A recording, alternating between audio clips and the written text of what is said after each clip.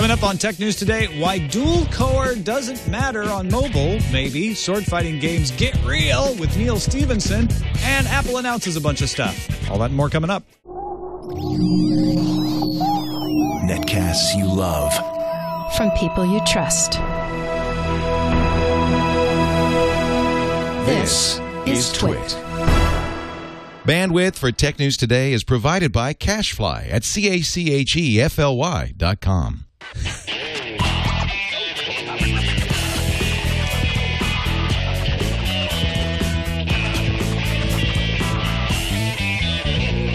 This is Tech News Today for Monday, June 11th, 2012. Tech News Today is brought to you by GoToAssist by Citrix. Take control of your IT world from one simple cloud-based platform. Provide live or unattended support to all your users from anywhere. Sign up for your 30-day free trial today. Visit GoToAssist.com and use promo code TNT. And by FreshBooks, the easy online invoicing app for small businesses that saves time and gets you paid faster. Join over 3.5 million FreshBooks users and try the service free for 30 days of unlimited use at FreshBooks.com. Be sure to let them know you heard about it on Tech News Today. Welcome to Tech News Today. I'm Tom Merritt. I'm Sarah Lane. I'm Iyaz Akhtar. I'm Jason Howell. And we will be covering the WWDC announcements. You've probably heard a lot about them by now. We'll have a brief kind of rundown in the news views. And then at the end of the show, in our discussion area, we'll talk about our opinions on them. But we have lots of other stuff to talk about. And we're very happy to have Nicole Carrico.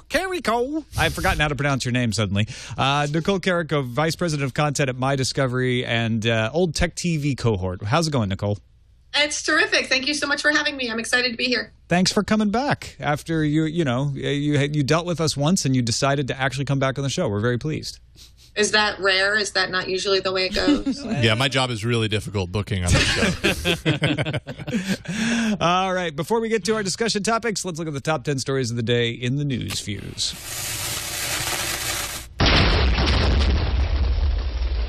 Here's the short version of the announcements from Apple's WWDC keynote. Apple announced brand new MacBook Airs and MacBook Pros with Ivy Bridge processors, plus the new flagship MacBook Pro with a Retina display, all available today. Mountain Lion is coming next month for $20, and iOS 6 adds Facebook integration, Siri to the iPad, Passbook for tickets and gift cards, and Apple's new Map app, and that's all coming in the autumn.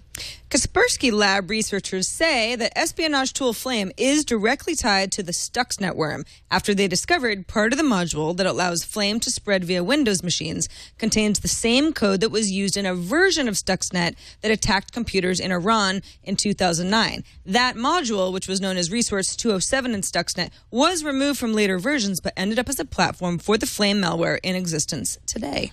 Robert Scoble posted on Google Plus that Android head honcho Andy Rubin was about to skip out on Google and move to a startup called CloudCar. Now, Rubin headed to Twitter to debunk the rumor and said he has no plans to leave Google and that over 900,000 Android devices are activated every day. Always get that spec in there. Rubin also posted on Google Plus that he posted about his relationship with CloudCar. Rubin says that he provides free office space to the company in Los Altos. I heard he was going to The Verge. GigaOM reports that the leaks of Last.fm's passwords happened at least 3 months ago and remained undetected until last week, though the company did suspect something was up in May. Meanwhile, LinkedIn said in a blog post over the weekend that it had received no reports that member accounts were breached as a result of their document full of stolen passwords. Sprint no longer has a majority stake in Clearwire, which allows Sprint to increase its voting rights in Clearwire without risk of a default trigger on its own debt. Now, previously, Sprint was the biggest shareholder, and Clearwire was facing loan defaults. Now that Clearwire has issued out more shareholder equity, Sprint shares are now under 50%, which helps it vote on Clearwire's future with a cleaner slate. Are you sick of inaccurate physics involved with sword fighting in video games? Yes. Good. Well, sci-fi author and sword and laser guest Neil Stevenson is with you. He's starting a Kickstarter project to raise $500,000 to build an arena combat game called Clang that brings, quote, obsessive attention to real-world detail, end quote. The game will use a motion controller with high precision and low latency. Funding ends July 9th. Thanks for putting that plug for no Sword and Laser in there. That's for the Canadian money. An ad featuring NASCAR driver Brad Keselowski ran during the 2012 Pocono 400 this weekend. During the ad, Brad held up his iPhone to take a picture. Viewers were then encouraged to see what he sees at the URL twitter.com/#NASCAR. Twitter's head of sports, Omid Ashtari, posted earlier this week that this was an experiment. Variety is reporting that Valve's Source Engine will power an animated movie about a post-World War III apocalypse called Deep. Valve will serve as a low-cost solution for real-time rendering and editing to Brown Bag Films, the production studio that licensed the Source Engine. Now, Deep has a budget of less than $19 million, which still sounds like a lot of money unless you compare it to a company like Pixar, who has animated budgets into the hundreds of millions. Okay, all you spec nerds, take a breath. Speaking to the Inquirer, Intel GM of Mobile Communications Group, Mike Bell, said current versions of Android are making a lousy use of dual-core processors.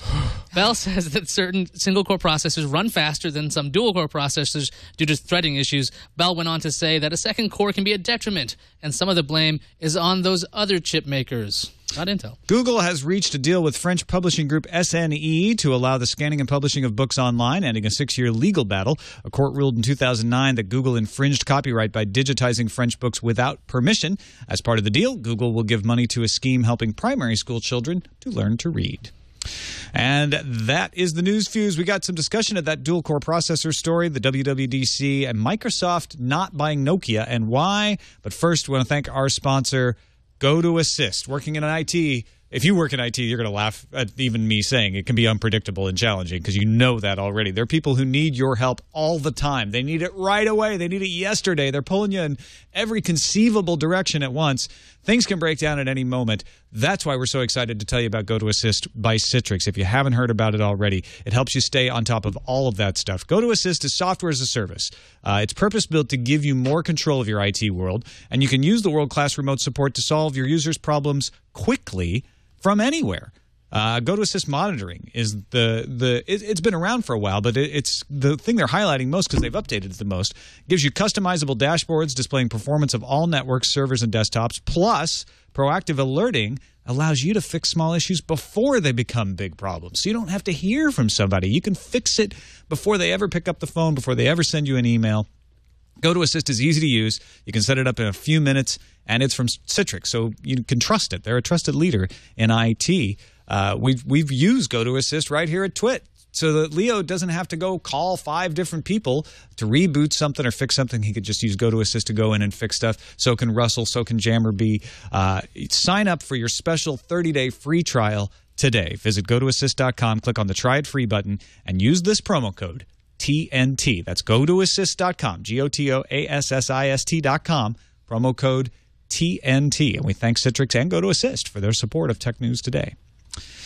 Let's start off with that Mike Bell comment about dual-core processors being wasted. Is this just sour grapes? What's going on here? Yeah, it depends on who you believe, I guess. Intel is late to the smartphone game, although their Medfield processors are now lined up to be in Motorola and Lenovo products. They are catching up with other ARM-based processors that have been touting dual-core or quad-core capabilities for some time now. Mike Bell is the general manager of Intel's Mobile and Communication Group and says Android's thread scheduler can't really handle multi-core processors. Now, the Medfield is a single-core processor, and it has hyper-threading technology that's sort of like, they say pseudo-multi-threading. It's sort of mimicking multi-threading.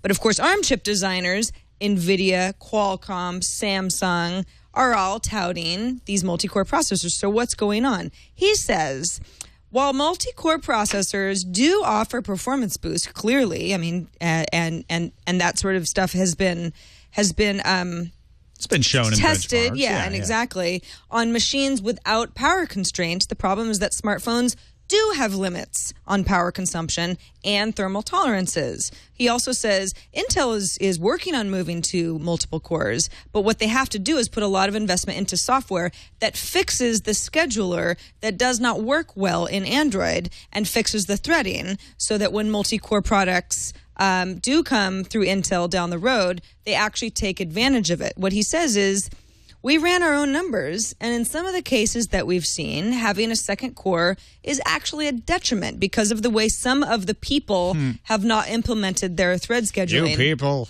What he's saying is chip makers could fix thread scheduling issues on the Android side, but they just haven't. Now, the cynical view of this could be, we don't like you Android people because you're not using any Intel chips in your phones yet. Right. But we do want to do business with you, so we're going to shift some of the blame to our competitors and say they're not doing the chips right. Right. That would be the cynical view.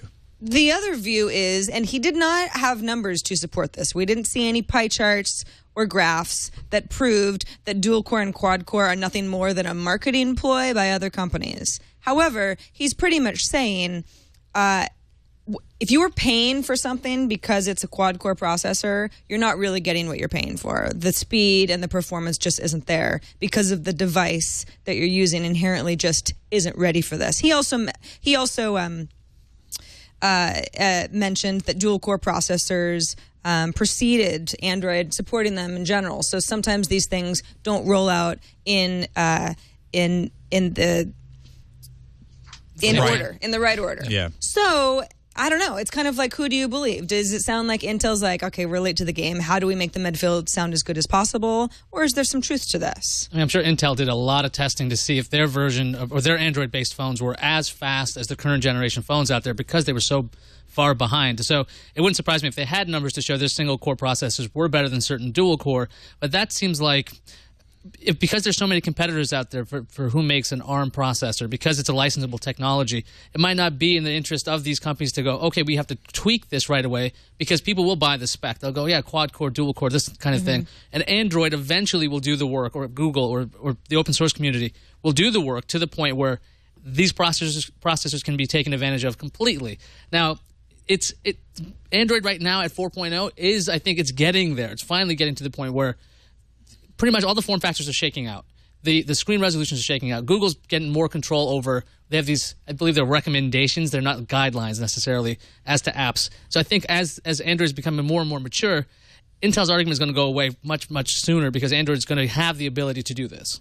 I think if you're a chip designer out there and you have a particular perspective, you have some inside knowledge about this, we want to hear from you, TNT@twit.tv.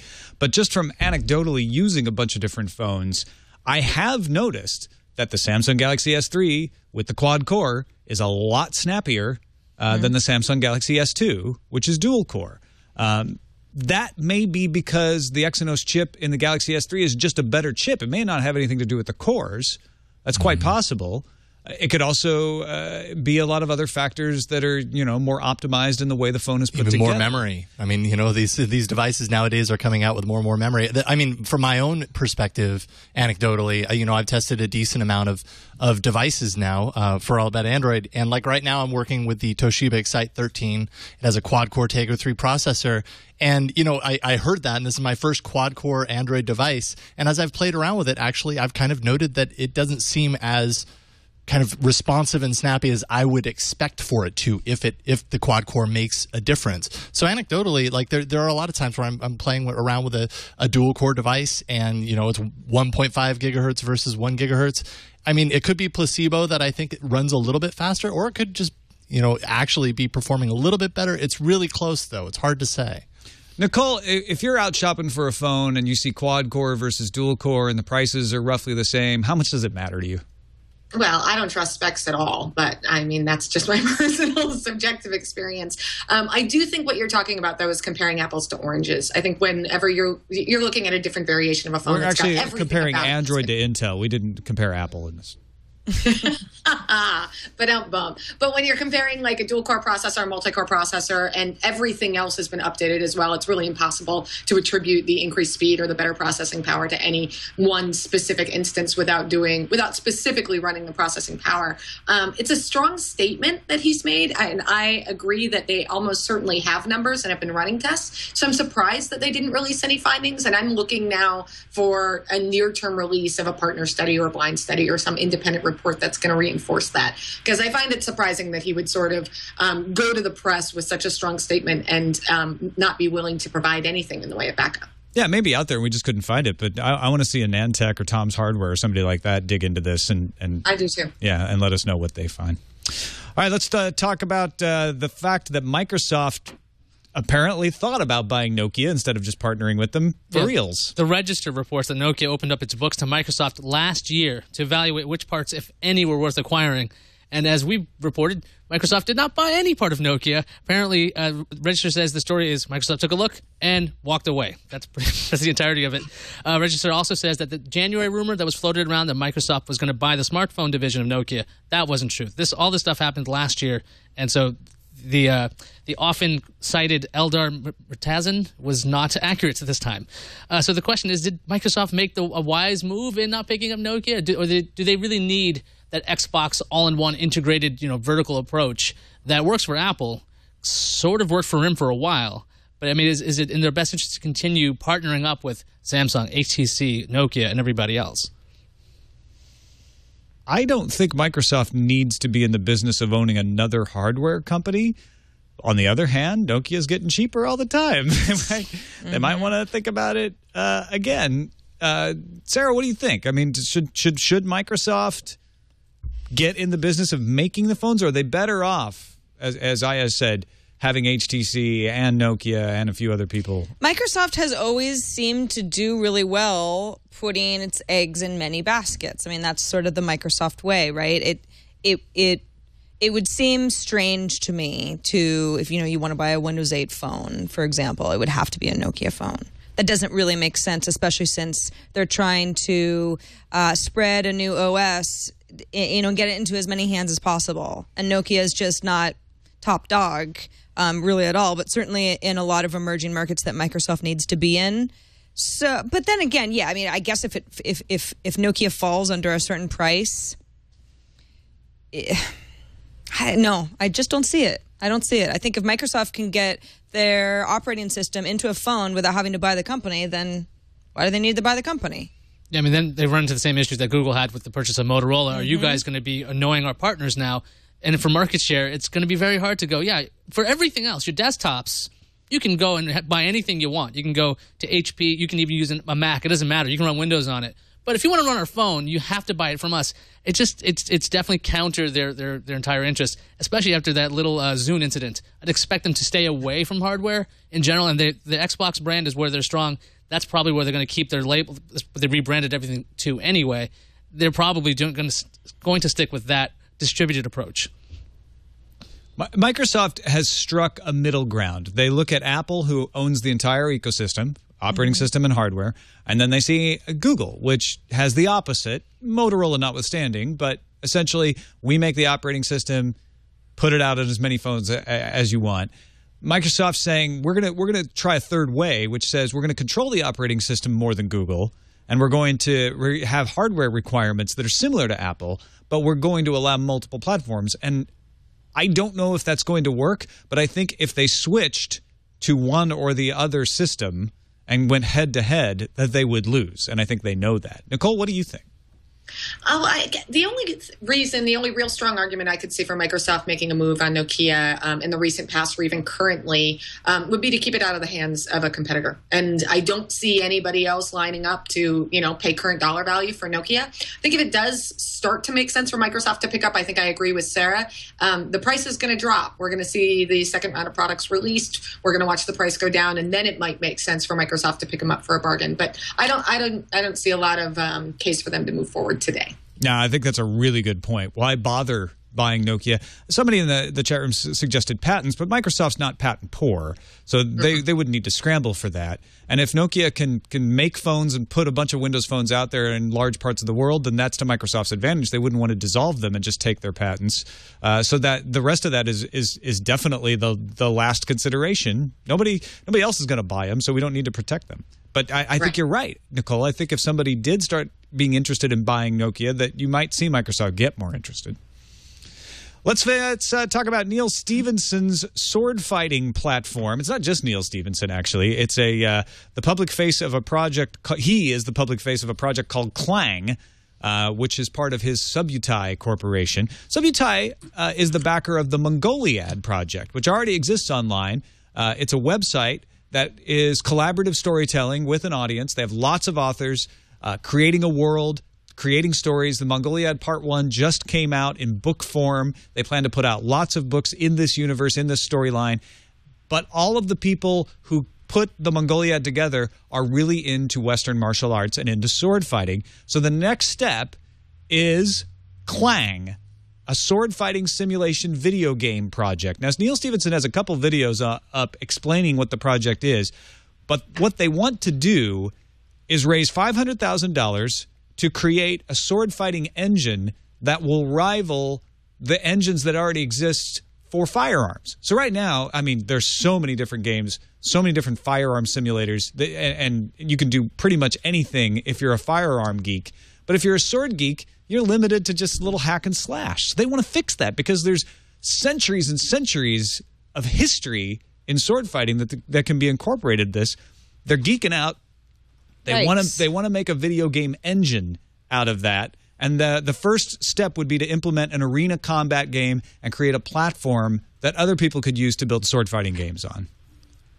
Now, I saw this and it reminded me of when the Wii first came out. I'm like, oh, this would be great. I can use that Wiimote and I can really, you can have some fun kind of sword fighting things. And it's all been like, just wave your arm around. It doesn't feel real.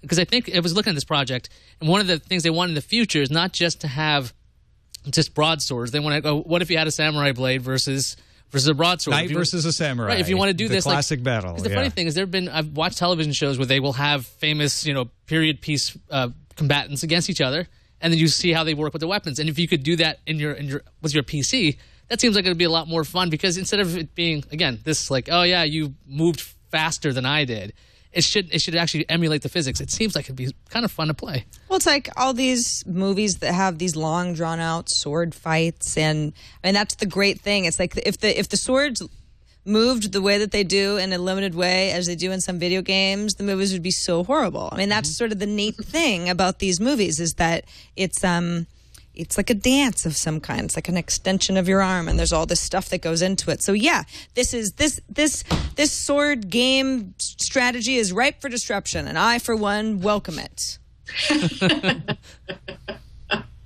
And I hope that Quentin Tarantino makes more movies based on this technology.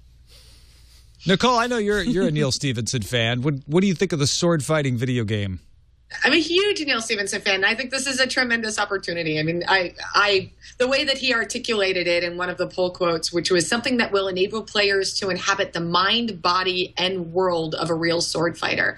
And the closest I've come to experiencing that myself was reading Snow Crash. So I think it's in excellent hands with Neil Stephenson. They're 20% to their goal, and there's 28 days left to go. So I'm pretty confident he's going to hit it. I'm really excited. I can't wait to see what he comes out with. Yeah, July 9th is the deadline. Think of it as a Guitar Hero for swords. And I think even if you don't care about sword fighting, that this is fascinating because it's a group of passionate people who start by being interested in this. They didn't start by saying, let's make a video game and let's have it be about swords. They started being interested in sword fighting. Then they started creating stories online. Then they decided that maybe we should make a video game simulation engine because we're really into this. And I think we may see more of this, where people actually let the content lead the development instead of the development lead the content. And that's why Neil Stephenson said we're going to Kickstarter with this, because if you get funding from outside sources, then you lose creative control. This way, those of us who are passionate about this particular topic stay in control, and we can make a better game. So I hope it succeeds. Let's take a quick break and thank our other sponsor for today's show, FreshBooks. If you're in business for yourself, there's one thing that you probably absolutely want to do, which is get paid, and one thing that you absolutely dread doing, which is filing all those invoices. I bleeped myself there. It takes a lot of time. It's annoying, and it is trouble that you don't want to have to deal with, but you have to deal with it, and FreshBooks makes it easy. Since 2004, FreshBooks is the online invoicing app that saves you time, gets you paid faster. You create invoices easily online. You enter all that crazy information once, and they organize it for you. They create professional-looking requests. They send them out by email. They can actually mail them for you as well for a slight extra charge. And you can then let them remind the person who needs to pay you. Let them remind you whether somebody has paid or not. I've used this to great effect. It was something I would have forgotten to follow up on, and I ended up getting these FreshBooks emails saying, hey, this person hasn't paid yet. They were emailing that person too, and so I sent an email, And I got it all resolved really fast because all the invoicing happens inside FreshBooks. So sign up right now. You get 30 days of unlimited use. All the features, an unlimited number of clients, staff, everything, no limits, just by signing up at FreshBooks.com. Be sure to tell them in a little drop-down menu when you sign up, when they say, hey, how'd you hear about FreshBooks? Choose Tech News Today. Choose Podcast. Choose Tech News Today. And if you sign up right now, you get 30 days unlimited use of all of their features just by signing up at FreshBooks.com. Join 3.5 million FreshBooks users that have been sending and paying invoices at FreshBooks.com. And I could say from experience, it's worth giving it a shot. Okay, let's talk about WWDC. Let's do it. Tim Cook and friends up on stage today for near on 2 hours, but jam-packed full of announcements. We got new hardware. We got new iOS 6 announcement. We got new Mountain Lion details and a few other things as well. We're going to run through all of it, not detail by detail, not blow by blow. You can find that all over the place, but just kind of our impressions of what we think. Let's start with the new hardware. We got a couple of new MacBook Airs with Ivy Bridge. MacBook Pros also got Ivy Bridge, 13 and 15-inch versions. But the star of the show by far was the next generation MacBook Pro with Retina display. So this sort of replaces the 17-inch MacBook Pro. No more 17-inch MacBook Pro. It's a 15.4-inch diagonal MacBook Pro with a 2880 by 1800 display. Less than 4.5 pounds, 220 pixels per inch. And really thin. Reduced, thin like an Air. Reduced, it's a little thicker than an Air, but it's definitely a lot thinner than a MacBook Pro. And Apple is updating all of their core apps in Lion. Before Mountain Lion comes out, they're updating it to be taking advantage of that Retina display. You get HDMI, you get 2 Thunderbolt ports, but you lose an Ethernet port, and you lose a FireWire port. Although you can buy adapters for both if you want to spend $20. I think the biggest news is the price. $2,199, the base price. Now, obviously, that's the cheapest one. I think $3,750 is top of the line. Is that as far up as you can go? Yeah, okay. That's quite a bit more expensive, of course, for the drool-worthy version. Nicole, let's start with you. Any of this stuff excite you? Are you salivating? And were you ordering? Were you wanting to buy one of these? I am not leaping to order. From the hardware perspective, there was nothing here that I had to act on immediately. I'll wait till you get a little farther down in the program. There is one very small announcement that I'm super excited about. But in terms of hardware, while the crazy thin, it looks to me as thin as the Air is actually what I read. Smaller than 4.5 pounds with this display. Obviously, it's beautiful, but it doesn't replace my MacBook Air. Not today. Not for me. Does it come with that Ethernet adapter, or is that something you have to buy separately? No, you got to buy it. It's like $29. It's $29. You can get a Thunderbolt to Gigabit Ethernet, or you can get a Thunderbolt to FireWire adapters. 800. Yeah, they're all these fun adapters. So if you want your clean, thin MacBook to be fully functional, you have to have all these things hanging off of it, so it ends up looking like an octopus. I mean, I get the thin and light concept, and I'm totally okay with jettisoning the optical drive. I haven't used that on my device in a very long time. I'm glad they didn't get rid of the SD card slot. That was a small thing. I was like, okay, good. But as a video editor, when I saw that display, I'm like, wow, you can really keep a full 1920 by 1080 video up on the screen and see the full resolution and still have room for Final Cut and whatever else you're going to use for that. That to me was very interesting. But I believe the RAM you cannot. It's not usually serviceable anymore. I was reading reports about that. I saw some rumors. I haven't double checked that, but some people are saying it looks like the RAM is soldered in. Yeah, I don't know if that's true or not. Which one of the cheaper things it used to be, the only upgrade you could do for a Mac would be change the RAM easily. And if they changed that, I'm not sure about that. If they had changed that, I mean, Apple famously charges a bit for RAM, so. They charge less than they used to, but it's still cheaper to buy it yourself, for sure. But otherwise, I thought it was a pretty cool piece of hardware. I had to stop myself from buying it. I didn't buy it. I'm definitely in the market for a new laptop, and this makes it a harder decision because it's more a laptop than I was expecting I would need. This has got solid-state drives, but they're 512 gigabytes, 768 gigabyte solid-state drives, so they're huge. I was thinking of going more Ultrabook and thinking about, well, should I get an updated MacBook Air or a Lenovo Ultrabook? And when they were going through the MacBook Air updates, I was thinking, nah, I'm not seeing anything terribly compelling. I want more RAM than they're giving me here. I think I'd probably stick with an Ultrabook. But this new generation, next generation MacBook Pro becomes very compelling. It's just a lot more expensive. Yeah, it's a lot more expensive, especially for what I want. I want 16 gig of RAM. Right, exactly. So you're not looking at $2,100 at all. I can't wait to get it in front of me so that I can say, wow, it really does look like the Retina display iPad. I can't go back because right now I think my display of my MacBook Air looks pretty darn good. But this thing is on its last leg. So yeah, I think I'd be fine with an Air upgrade. I know what you're saying about the Airs being a little bit underwhelming. No Air with a Retina display, but it is hard. It's hard to look at that MacBook Pro and then get something else. And don't forget there's always a MacGuffin that gets overhyped during the announcement and everyone just gasps and falls over, and then you wonder later why everyone was so excited. And I think that fan, the asymmetrical fan, asymmetric fan that's supposed to be whisper quiet, was one of those things. Well, I mean, I don't really like a loud fan in a machine, No, so if either, it works as advertised, I guess that's great. But yeah, I mean, there were gasps. I mean, I think someone may have fainted, and it's like we're talking about fans. It's like the most pumped I've ever seen since they, talked about a compass. How pumped people were about compasses a couple of years ago. It's just one of those things where you're like, or the greeting card app. This is technology we already have. Yeah. Or that.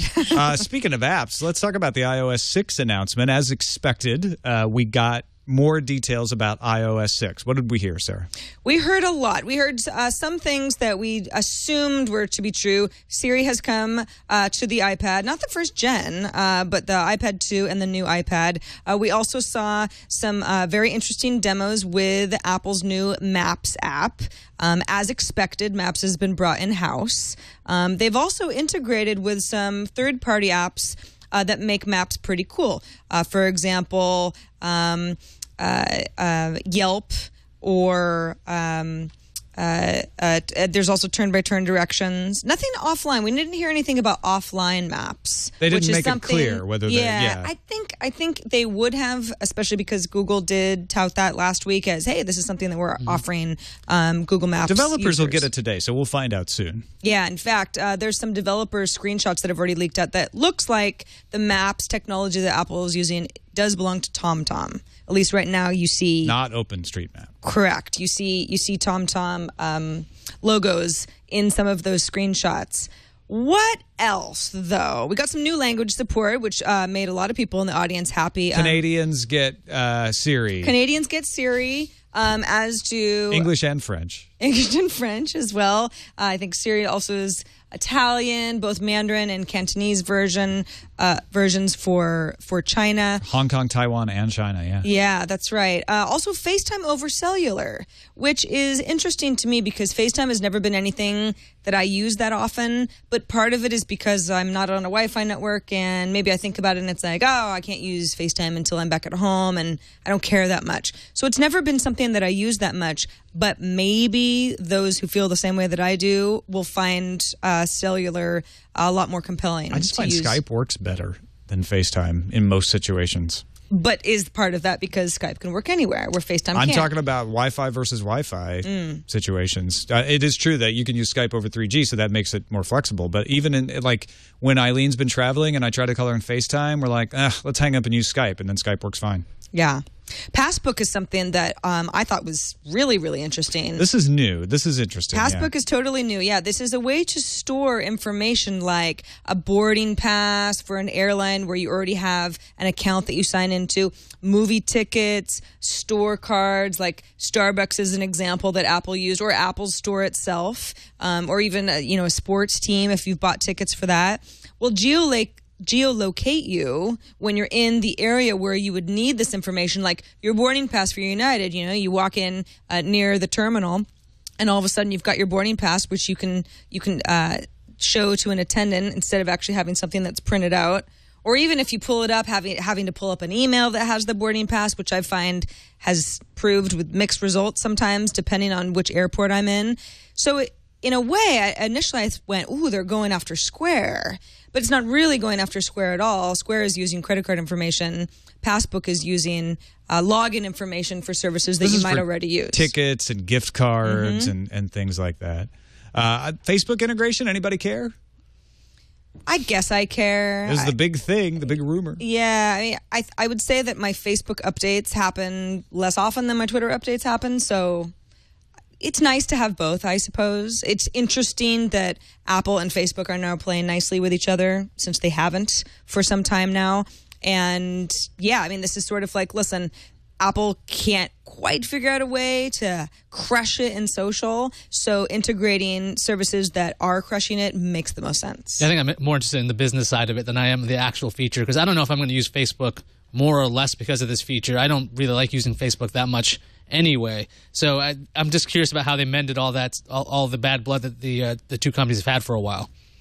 Siri's also better. Well, I mean, if you're happy with Siri anyway, you're going to be really happy that now Siri can pull information from Yelp, from Score L, which is like if you're really interested in scores and who won the game yesterday and that sort of thing, able to make reservations via OpenTable, learn about movies and ratings and showtimes with partnerships with Rotten Tomatoes. That's all great. I love the idea of using Siri to actually power apps that I'm already using, which was Siri was really no good for any of that stuff before. So that's exciting to me. It'll be interesting to see now that Siri is available in so many other places if this network is going to be rock solid, because that is a mark a lot of people had against Siri in the first place, is that the network just doesn't seem to be available all the time. So you get used to not using it. Nicole, any iOS 6 features strike your fancy? Over the moon about maps. I can't tell you how many times I have tweeted out requests to the world for good alternatives to Google Maps, especially since, as you know, I moved back to Los Angeles not too long ago, and Google Maps is absolutely horrible here. OpenStreetMap's way more accurate, less accessible. So the idea that I've got Siri integration, I've got turn-by-turn driving directions, I've got Quick Route, I've got crowdsourced real-time traffic info, all in a Maps implementation brought to me by Apple. I couldn't be happier. I'm super, super excited. Also, I'm excited about Passbook as well. I think it's actually filling a need. It's somewhere at the nexus between managing my logins, my username and password information to the sites that I use and the applications I use, but taking that a step further, so it's actually making my loyalty programs more accessible, more useful, and more relevant, and more mobile. So I think those are the big, exciting updates for me. Now, there's one thing I want to say before we get 100 emails about this. I know a lot when I was looking at this announcement, I thought Android. You're catching up to Android. There's a lot of things here that I know I've had on old cruddy Android devices like turn-by-turn directions that on this cheap burner phone had it. And now iOS finally is going to get it in the fall. Well, iOS has turn-by-turn direction apps. So you're saying that it was built into Android? Yeah, built in, yes. Okay. It's free. If you have Android, you have turn-by-turn navigation. And that, to me, was pretty interesting because you could say directions, too. And with Siri implementation doing the similar thing, it seems like it's bringing it up to the level. So these ads that you've seen, Samsung saying, well, our device has this. Does yours? Now Apple can say, yeah, we have it. Now you have to pick up something else. What are you going to pick on to differentiate further? Because Apple has the marketing ability to make this seem like they will be the first company that has ever done this, but this has been around for Android for about like a year or so. So don't email me about this. I know Android already has it, and I'm very, very curious to see how iOS is going to do it. They're not emailing you. They email the show. They'll email the show. It's not directed at you. Well, I read personally. Them. Yeah. So. Well, and to be fair, I have an Android phone, and I don't have a good map app for my Android phone, and I have tried probably 24. So I will probably switch, actually, as a result of this. Well, and what iOS does is not try to act like they're the first to ever do it. They try to act like they're the best to do it. Okay. And that's what Apple's been successful at. In fact, what they do very carefully is perfect their apps before they add them to iOS 6. And you can argue whether they're always successful in that, especially with Siri. But usually what they try to do is bring things late and bring them better. And when they do bring them better, it succeeds. Copy and paste didn't come for a long time. Turn-by-turn directions haven't come for a long time. But these are things that Apple's saying, it was worth the wait because it's going to work better. We'll have to see if they actually do or not. Let's finish up with the other stuff. Mountain Lion got the fewest announcements. We now get a release date mostly and a couple other features. I think the only new things they showed off for Mountain Lion was voice dictation, Safari with iCloud tab syncing, Power Nap. That one I think was new. That brings updates and notifications while your computer's asleep. But the price is $20. It's coming out next month, and upgrades on Snow Leopard and higher. Apple threw in, they peppered in some little things, like either in press releases or in one-liners. Airport Express got an update, it's still $100, but now it does dual band 802.11n, kind of like the Airport Extreme. It got a redesign. It looks like a white Apple TV. It's got 2 Ethernet ports instead of just 1. The giant iPad announcement everybody missed. You guys excited about this? What? A new Wait, iPad what? smart case. That's right. It's like a smart cover, except it's got a back cover. It's polyurethane, no leather. So you can't get this in leather. It's cheaper than a leather smart cover right now. Works with 2nd-gen iPad and higher, $50. Mac Pro update. That's right. Nobody noticed this either because Apple didn't want you to. A 12-core, 3.06 gigahertz processor now available. Previously, it was 2.93. Even when you really, really look closely, sometimes you could miss that there's an update there. Yeah, that Apple was not talking about at all. It just seemed like, yeah, well, we have it, so here you go. And for those of you who thought your MagSafe adapters are completely useless, don't worry. Apple has a $10 adapter, MagSafe to MagSafe 2 adapter, $10. So for everything that they took away from the MacBook Pro, they have adapters for all of it. Be sure to budget in an extra $500 for adapters, and you should be fine. There you go. Yeah, with AppleCare, we'll get you out of here for a cool 5Gs. There you go. That's all you need. Everything you need for 5Gs. It does seem to me that with this Mac Pro update, and I was surprised that we didn't hear anything, that they're going to be shutting down that line, and this is a way to give a little bit of a bump to somebody who's got, the $3,000, let's say, to buy a MacBook, to buy a Mac Pro rather, not a MacBook. And they're phasing it out. They're trying to move some inventory. I think they're moving things to desktop, or I'm sorry, to laptop. I think what they want is to eventually be able to build a notebook computer that is as good or better than a Mac Pro. And so they don't want to improve the Mac Pros too much, or they won't be able to catch up. Yeah. So you keep your Mac Pros at Sandy Bridge, because that next generation MacBook Pro is going to be the replacement for the Mac Pro. Yeah, and they know where their momentum is. Yeah. It's in their notebook. And Thunderbolt gives you the option of having, like we saw at CES, someone was testing this out, external PCIe card. So if you wanted to have a new graphics card, you could go ahead and install that in an external case. And your laptop, it doesn't matter because you have that Thunderbolt port. So there's no need for that desktop interface as much if you have this. Again, it has all those adapters, but you could have this other box out there, docking station, that has a PCI port. It has Ethernet, it has everything else built in. That could replace the desktop pretty soon. Let's move on to the randomizer. Now, Nicole, I know you were excited about this story. Gizmodo reporting that the Met is allowing you to print out famous statues from museums in your home on a 3D printer using a MakerBot.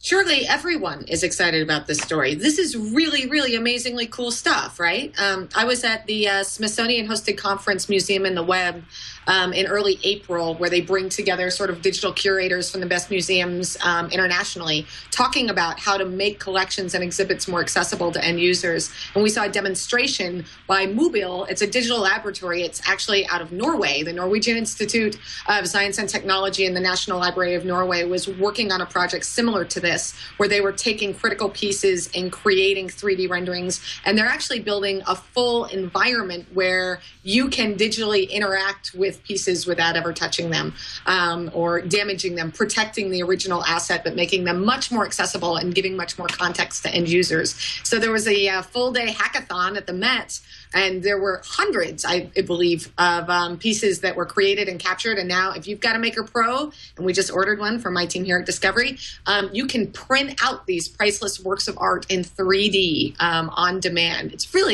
amazing. There's also a tremendous amount of other stuff on Thingiverse that you can load in and create. But somebody actually was using an iPhone to create the 3D images, and they're just remarkable. It's the future, man. It's exciting. It's nice to be talking about museums and tech and not be talking about copyright restrictions on taking pictures. This is really good. If you're interested in this, go to thingiverse.com/Met, and you can find all of the things that you can download and print on your MakerBot at home. Yeah, as long as nobody gives you a hard time if you print out something that looks so realistic that somehow that's threatening to the original statue that people pay money to actually, go that's to a watershed in a moment right there. When 3D printers are good enough to print a sculpture that's easily confused by the original, then it's really gone. So you can open your own museum. So we have that problem. That's the moment when Skynet wakes up, right? Yeah, exactly. Let's check what's on the calendar.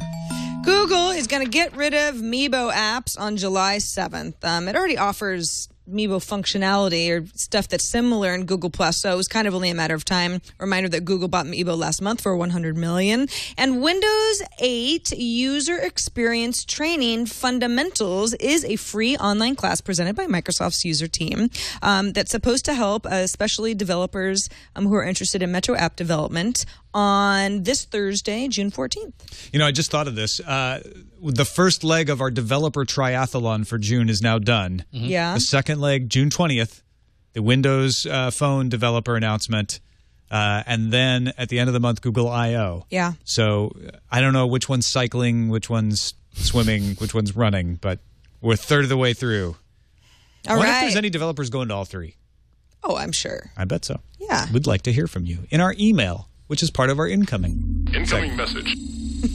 I got an email from lots of people about how you can properly create multiple hashes or upgrade your hashing for passwords on your servers without having to inconvenience all of your users or raise costs.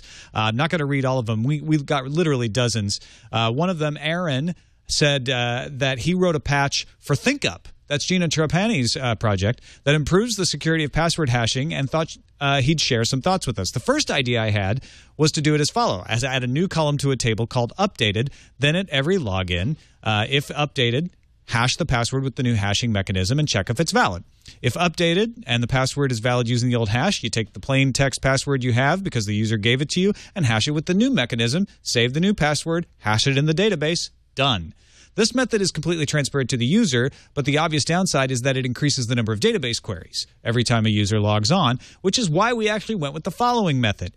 Whenever a user changes their password, hash it using the new mechanism and set updated. Obviously, that's not as secure as the first method, because if a user does not update their password despite being told to do so, they're at risk, but it does reduce the number of database queries at every login. I liked Aaron's email because he provides two different ways you could go about the problem. A lot of other people say they just force everyone to change their password when they want to change the hashing, and it may be a slight inconvenience to the users, but it's a good security method anyway, a lot of people feel, to make you change your password, and it gives you a chance to rehash all the passwords. Mm-hmm. So thanks to everybody who wrote in and gave us these tips. Really appreciate it. Got another email from Jared Lysett, who said, I just thought I'd send this your way. Today, the creator of the oatmeal had tweeted about details on a threatened lawsuit against him and what his response was. The important part, though, is that he's raising money for charity as part of his response. And of course, this email was written more than 20 minutes ago, but he says, in the 20 minutes from the tweet post, raised over $9,000. It's been a total of 17 hours since he set up the donation project. He has until the 26th to reach his goal of $20,000. I think he's going to go way over it. And since it's a good cause, I thought you could add it into the randomizer. And then he has a direct link where you can find out more, and we'll put it in our show notes as well. It didn't make it into the randomizer, but it did make it into incoming. Hopefully that's good enough. Thanks, Jared. Oh, why you got to sue oatmeal? That sucks. Yeah, right? It's oatmeal. And let's finish up with a very important message from Jason. Yes. Okay, next week we're going to be rolling out some new higher quality encoding formats to the site, upgrading to HD video actually for this show. All you people so that's are like, cool. why aren't you in HD? Here you go. Exactly. So as part of this process, some viewers, you're going to be subscribed to the large video feeds, and using older devices like second-gen iPod Touches, you might not be able to play the updated format. So our smaller mobile format is actually going to work on those devices, so you need to move over to that.